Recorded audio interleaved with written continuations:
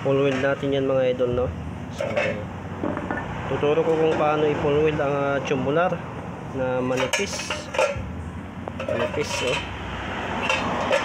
So paano i-full weld mga idol, so panoorin nyo to para magkaroon kayo ng idea.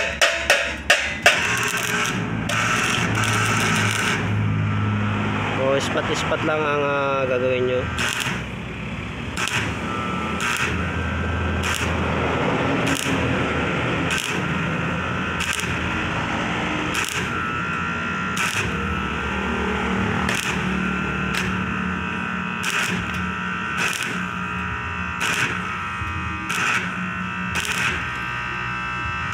Kailangan mga idol hindi nabubutas.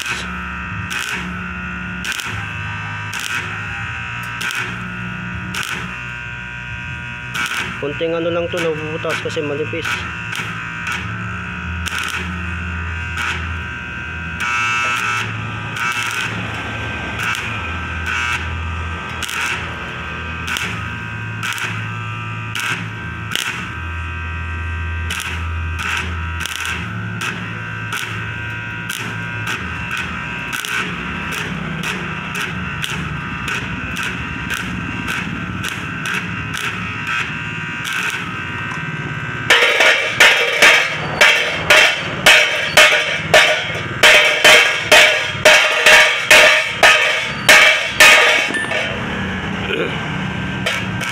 Saka nyo doblehin.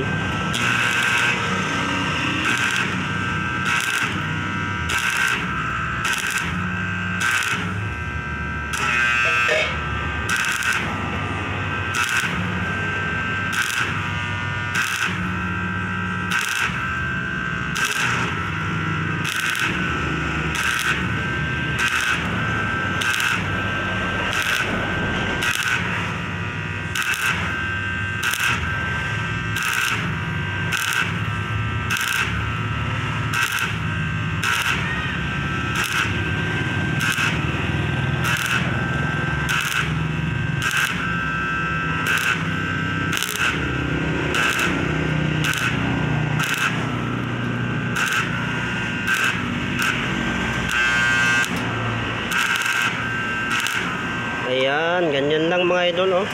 Oh, diba? Tiktikan natin.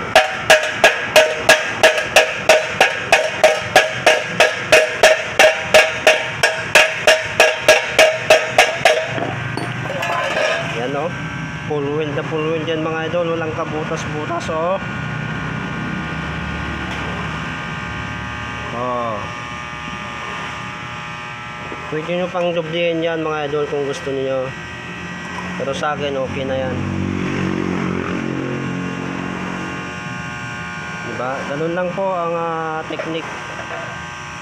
So sa video ito sana may natutunan po kayo at nakatulong po ang video ito sa inyo. So maraming salamat mga idol.